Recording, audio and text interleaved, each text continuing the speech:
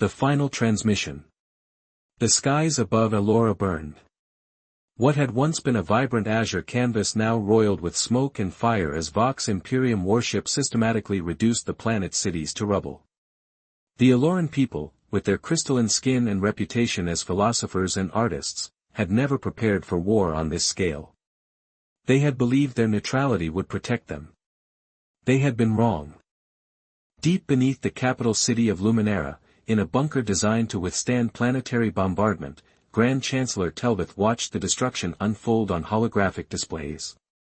His crystalline features, normally prismatic and glowing with inner light, had dulled to a pale blue of despair.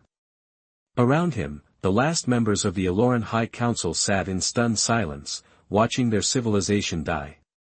"The southern continent has fallen," reported Admiral Zelthar, his voice hollow. Once commanding the Eloran defense fleet, he now commanded nothing. Their ships had been destroyed in the first wave of the attack, 3 days ago. Civilian casualties are. He hesitated, total. Telvith closed his eyes, feeling each death like a physical pain. The Elorans shared a subtle psychic connection with one another, and the loss of so many minds at once was like a wound that wouldn't stop bleeding. "How many of our people remain?" he asked, dreading the answer. "Less than 1 million, concentrated mostly in the northern underground shelters," Zelthar replied. "But the Vox are using ground-penetrating scanners. It's only a matter of time." "And the Galactic Council?" Telvith asked, already knowing the answer. Council Representative Nilia shook her head, her once brilliant emerald skin now ashen. "They have voted to remain neutral. They claim interfering would risk bringing the Vox's wrath upon their own worlds." Anger flashed through Telvith, briefly illuminating his features with crimson light. "Cowards! They condemn us to extinction rather than stand together against tyranny." "Chancellor," interrupted Archivistrian Corvin, the oldest member of the council. His voice was raspy, his crystalline form cracked with age. "There is one option we haven't discussed."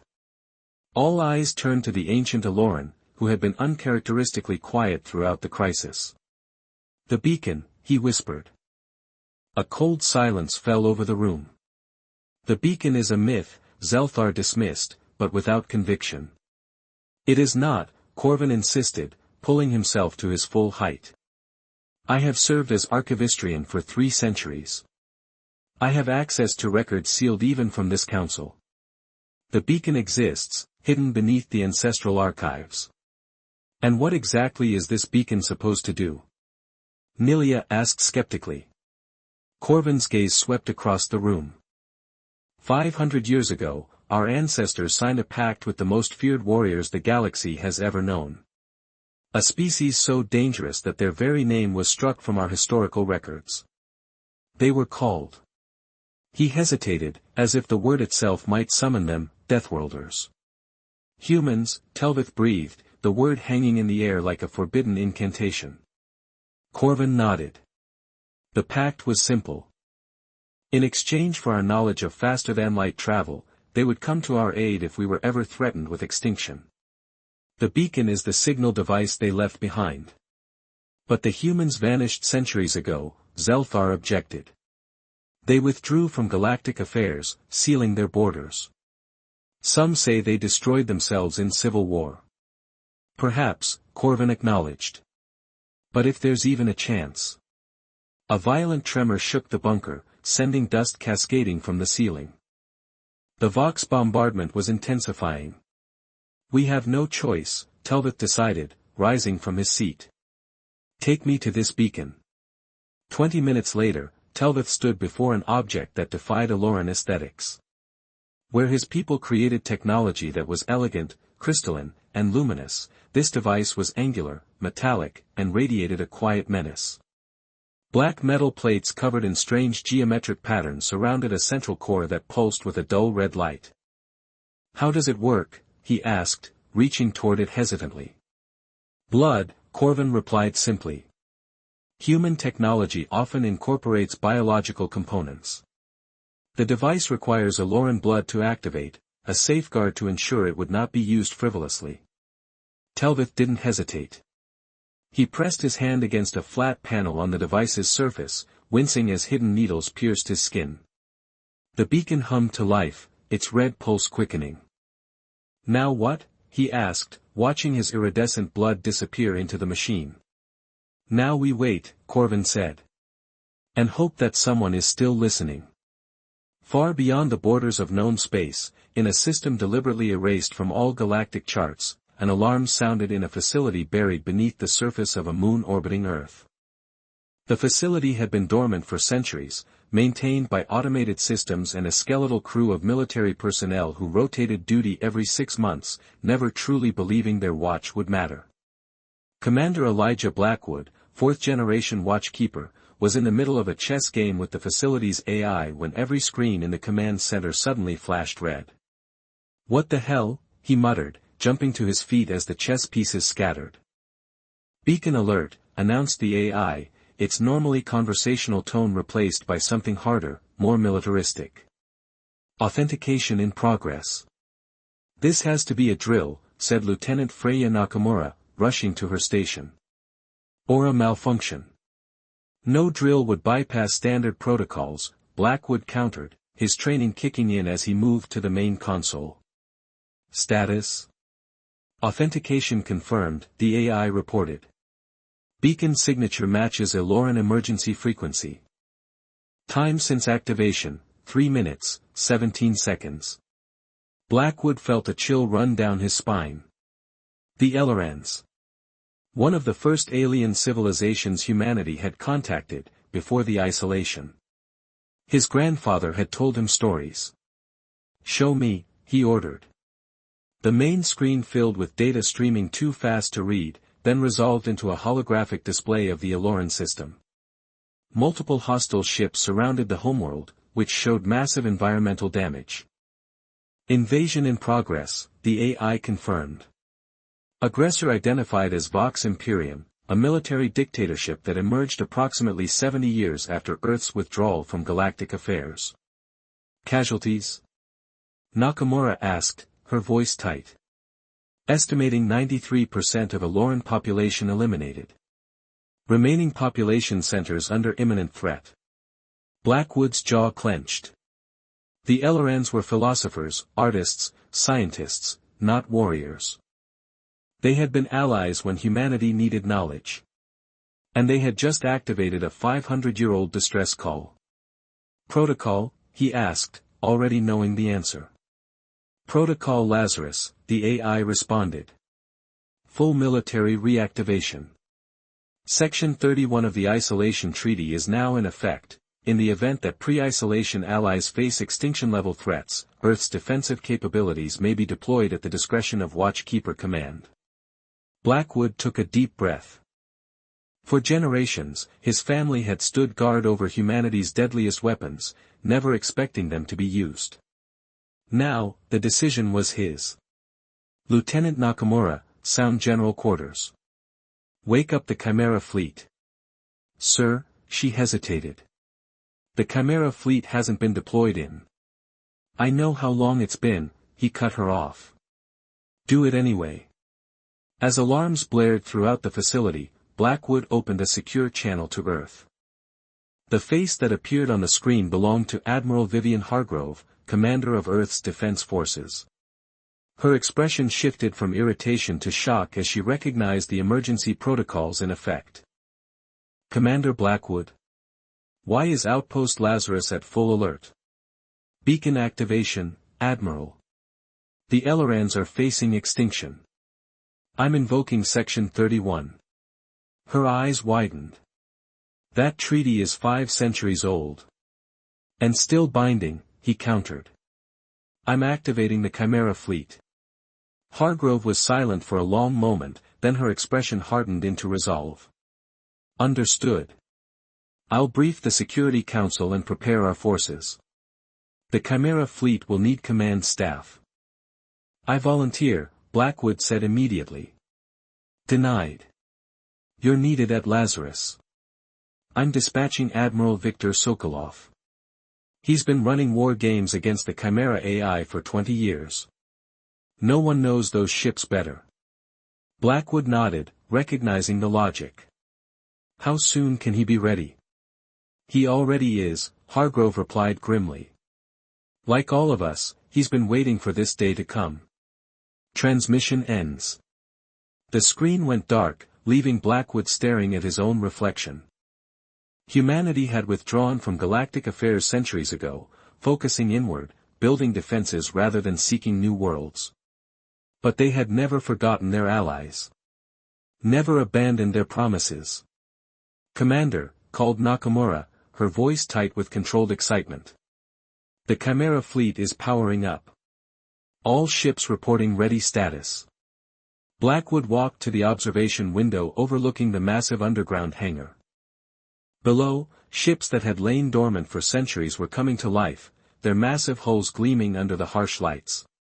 They were unlike any vessels currently known to the galaxy, a fusion of human innovation and alien technologies gathered during humanity's brief but intense period of galactic exploration. Send a message to the Elorans, he ordered. Tell them. He paused, searching for the right words. Tell them that Earth remembers its friends, and the Deathworlders are coming. On Elora, Grand Chancellor Telvith huddled with the remnants of his government as the bunker shook under renewed bombardment. The Vox had located them and were drilling down. It would only be hours before the last sanctuary fell. The beacon has been active for 6 hours, Zelthar reported, hope long gone from his voice. There has been no response. Perhaps there is no one left to respond, Nelia suggested gently. The humans may be gone, Chancellor. Telvith was about to reply when the communication system crackled to life. A message, transmitted on a frequency that hadn't been used in centuries. This is Earth Outpost Lazarus to Eloran High Command, came a voice, speaking the Eloran language with a strange accent. We have received your distress call. The Chimera fleet has been activated and is en route to your position. Estimated arrival, 12 hours. Hold your position. Help is coming. For the first time in days, Telvitha's crystalline form glowed with renewed hope. The Deathworlders remembered. Earth had answered. And the Vox Imperium was about to learn why humans had once been the most feared species in the galaxy. The Forgotten Protectors. Admiral Viktor Sokolov stood motionless on the bridge of the UES Nemesis, the flagship of humanity's Chimera fleet. His weathered face, marked by scars from Earth's internal conflicts, betrayed no emotion as he studied the tactical displays. Behind him, a crew of Earth's finest military personnel worked with quiet efficiency, preparing a fleet that hadn't seen combat in centuries. All ships report ready status, Admiral, announced Commander Huang Wei, his executive officer. The Chimera AI has completed systems diagnostics on all vessels. Weapon systems are at optimal capacity. Sokolov nodded, his ice-blue eyes never leaving the holographic display of the Eloran system. And our intelligence? Latest data indicates the Vox Imperium has committed approximately 60% of their total military strength to the Eloran campaign, Wei reported. 27 capital ships, including their flagship, the Dominance. Over 100 support vessels. Ground forces estimated at 3 million combat units. Their purpose? Sokolov asked quietly. Resource acquisition, primarily. Elora has significant deposits of crystalline minerals essential for quantum communications.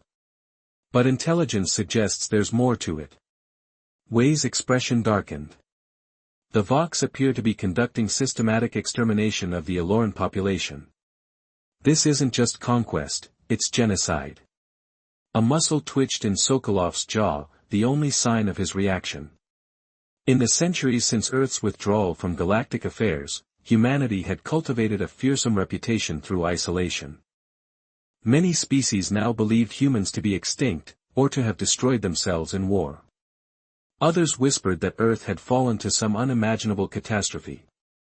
Few remembered the truth, that humanity had chosen isolation to focus on its own advancement, growing stronger behind closed borders. Time to arrival, he asked. 8 hours at current speed, Wei answered. We could push the engines harder, but... No, Sokolov interrupted. We maintain current velocity. I want our ships at full combat readiness when we arrive. He turned to face his crew for the first time, his gaze sweeping across the bridge. Many of you have spent your careers preparing for a day you never truly believed would come. That day is here. The Elorans helped humanity when we were taking our first steps into the stars. Today, we repay that debt. He gestured to the tactical display. Study your enemy. Learn their patterns. When we engage, I want surgical precision. The Vox believe themselves to be the dominant power in this region of space. Today, they learn otherwise. As the crew returned to their preparations with renewed purpose, Sokolov turned to Wei. Show me the Aloran capital. The holographic display shifted, zooming in on Luminara. What had once been a shimmering metropolis of crystal spires and elegant bridges was now a smoldering ruin. Vox dropships swarmed like insects, depositing ground troops to hunt down survivors. Can we still establish communication with the Aloran leadership? Sokolov asked. Wei nodded. Their central bunker remains intact, though Vox forces are attempting to breach it. We have a secure channel available. Open it, Sokolov ordered. The holographic display flickered, then resolved into the face of Grand Chancellor Telvith. The Aloran leader looked haggard, his crystalline features dulled and cracked with stress. This is Admiral Viktor Sokolov of the Earth Chimera Fleet, Sokolov announced. We are 8 hours from your position. What is your status, Chancellor? Telvith's eyes widened at the sight of a human face, something no Aloran had seen in centuries. Admiral, our situation is dire. The Vox have breached the outer layers of our bunker. We have perhaps 10 hours before they reach us. Then we will arrive in time, Sokolov stated with absolute certainty. I need you to transmit all tactical data on Vox positions to my ship. Can you do this? Yes, Telvith replied, hope flickering across his features. But Admiral, you should know, the Vox fleet is massive. They have never been defeated in battle. A cold smile touched Sokolov's lips. There is always a first time, Chancellor. Hold your position. Earth remembers its debts. As the transmission ended, Wei leaned closer to Sokolov. The Elorans believe we're bringing our entire fleet, he said quietly. They don't understand that the Chimera fleet is just our vanguard. Let them believe what they wish, Sokolov replied. What matters is that the Vox believe they face a minor threat, until it's too late. On the bridge of the Vox flagship Dominance, Supreme Commander Drax surveyed the ongoing destruction of Alora with satisfaction. His reptilian features remained impassive, but the rhythmic tapping of his clawed fingers betrayed his pleasure at the operation's success. The northern bunker complex will be breached within 10 hours, reported Subcommander Vex. Our ground forces have eliminated all organized resistance. The remaining Elorans are scattered and leaderless. Excellent, Drax hissed. And the mineral extraction? Proceeding ahead of schedule. The first shipments are already en route to our core worlds. Drax nodded, pleased. The Aloran campaign had been meticulously planned over years. Their crystalline technology would propel the Vox Imperium decades ahead of their rivals, while the systematic elimination of the Elorans themselves would ensure no one else could benefit from their knowledge. Supreme Commander, interrupted the communications officer, our long-range sensors have detected unusual energy signatures at the edge of the system. Drax turned sharply. Define unusual. Unknown propulsion system, sir. Not matching any known configuration in our database. Speed and trajectory suggest they will reach Alora in approximately 8 hours. Show me, Drax demanded. The main display shifted to show a cluster of signals moving steadily toward Alora. They were faint, suggesting either small vessels or, more concerning, advanced stealth technology. How many ships? Drax asked. Impossible to determine precisely, sir. Between 20 and 30, based on energy readings. Drax considered this information. The Galactic Council had explicitly voted against intervention in the Aloran conflict. No known power would risk the Vox's wrath by sending such a small fleet against their armada. A rescue mission, perhaps, he mused aloud. Some foolish attempt to extract Aloran leadership or cultural artifacts. He dismissed the concern with a wave. Deploy a defensive screen. Whoever they are, they will serve as an example of what happens to those who interfere with the Vox Imperium. Yes, Supreme Commander, Vex acknowledged, relaying the orders. Drax returned his attention to the ongoing bombardment, unaware that he had just made the fatal mistake of underestimating his opponent, a mistake that had led to the downfall of far greater powers when they encountered humanity. Back aboard the Nemesis, Sokolov reviewed the data transmitted by the Elorans. The Vox had established a standard occupation pattern, orbital bombardment followed by ground troop deployment, with their fleet arranged in a defensive sphere around the planet. They've detected us, Wei announced. Long-range sensors show they're repositioning a portion of their fleet to intercept. Sokolov's expression didn't change. As expected. How many ships? 8 capital vessels, 20 support craft. Approximately 15% of their total strength. They believe us to be a minor threat, Sokolov observed. Good. Maintain current course and speed. No evasive actions. Sir. Wei questioned, surprised. They'll have weapons lock on us the moment we enter range. Precisely, Sokolov replied. Have all ships activate Ghost Protocol on my mark. Prepare the Phantoms for deployment. Wei's eyes widened slightly before he regained his composure. Yes, Admiral.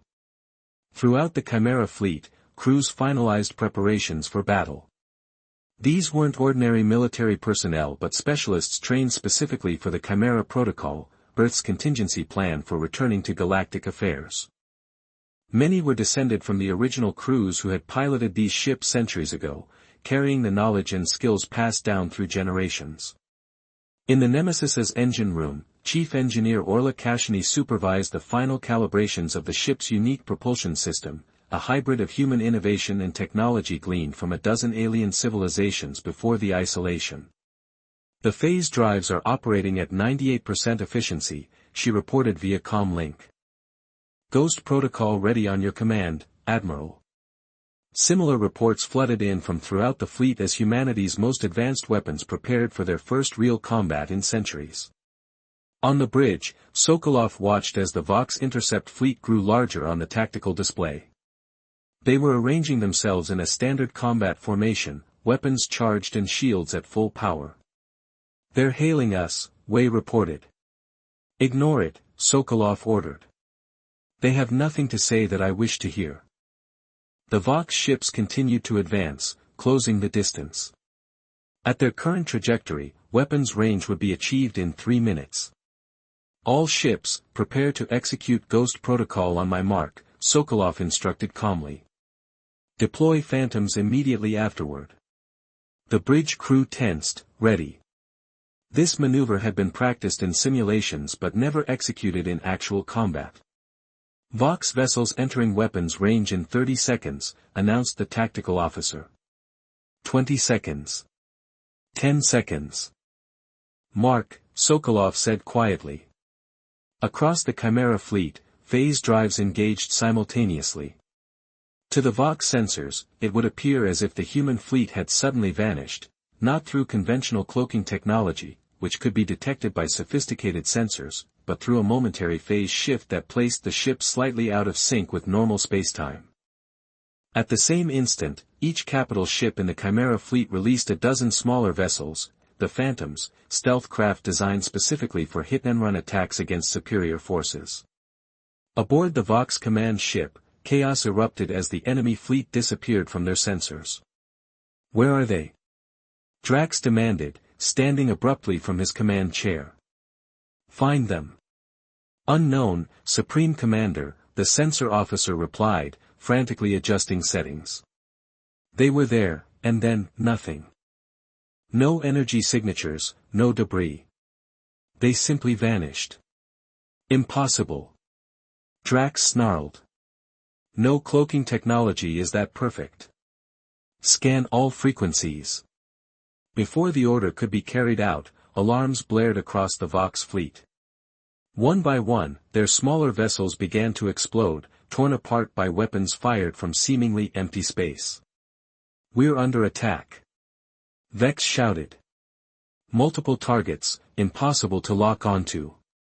Drax watched in growing horror as his carefully arranged formation disintegrated into chaos. Whatever was attacking them remained invisible to sensors, striking with devastating precision and then disappearing before countermeasures could be deployed. Fall back to defensive formation, he ordered. All ships, concentrate fire on the last known positions of attacks. The order came too late.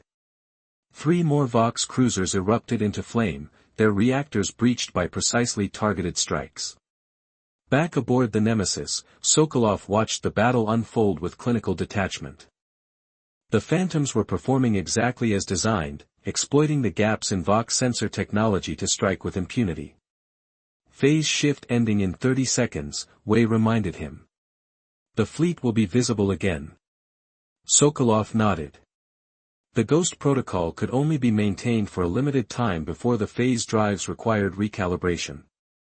All capital ships, prepare to engage the moment we reappear. Target their command vessels. As the Chimera fleet phased back into normal space, they materialized directly among the scattered Vox formation. Before the enemy could react, every human ship opened fire simultaneously. Unlike the energy weapons favored by most galactic powers, humanity had developed kinetic accelerators, weapons that launched physical projectiles at significant fractions of light speed. Against Vox shields designed to deflect energy attacks, these proved catastrophically effective. The Vox flagship shuddered under multiple impacts, its shields collapsing within seconds. Across the formation, other Vox ships suffered similar fates as the human vessels executed maneuvers that should have been impossible for craft of their size. Direct hit on their command ship, reported the weapons officer. Their shields are down. Target their engines, Sokolov ordered. Disable, don't destroy. I want that ship intact. The Nemesis's main accelerator fired again, the massive projectile striking the Vox flagship with surgical precision. Its engines went dark, leaving it drifting helplessly. Within minutes, the battle, if it could even be called that, was over. Of the 28 Vox vessels sent to intercept the human fleet, 17 had been destroyed outright, and the rest disabled. The Chimera fleet had suffered no losses. Establish communication with the Vox command ship, Sokolov ordered. The main screen flickered to life, showing the bridge of the Vox flagship. Supreme Commander Drax stood amid the wreckage, his reptilian features contorted with a mixture of rage and disbelief. This is Admiral Viktor Sokolov of the Earth Chimera Fleet, Sokolov announced, his voice cold. Your forces are attacking a world under human protection. You have 1 hour to withdraw all Vox assets from the Aloran system. Any vessel remaining after that time will be destroyed. Drax hissed, his membrane-covered eyes narrowing. Earth? Impossible. The humans vanished centuries ago. As you can see, Sokolov replied with a humorless smile, reports of our extinction were greatly exaggerated. You have made a grave mistake, Drax threatened. What you face is merely a fraction of the Vox Imperium's might. Our main fleet will crush your pathetic forces. Sokolov leaned forward slightly. You misunderstand, Commander. What you face is merely a fraction of Earth's might. You have 1 hour. I suggest you use it wisely. As the transmission ended, Wei approached Sokolov. Do you think they'll withdraw? No, Sokolov answered bluntly. The Vox built their empire on never showing weakness. But now they will commit their full force to stopping us, exactly as I intend. Sir. Sokolov turned to the tactical display, where the main Vox fleet orbiting Elora was already beginning to move. The Elorans needed time, Commander. We've just bought them some. Now, prepare for Phase 2. As the Chimera fleet regrouped, the true scale of humanity's return to galactic affairs was about to be revealed, and the Vox Imperium was about to learn why, centuries ago, humans had been called Deathworlders.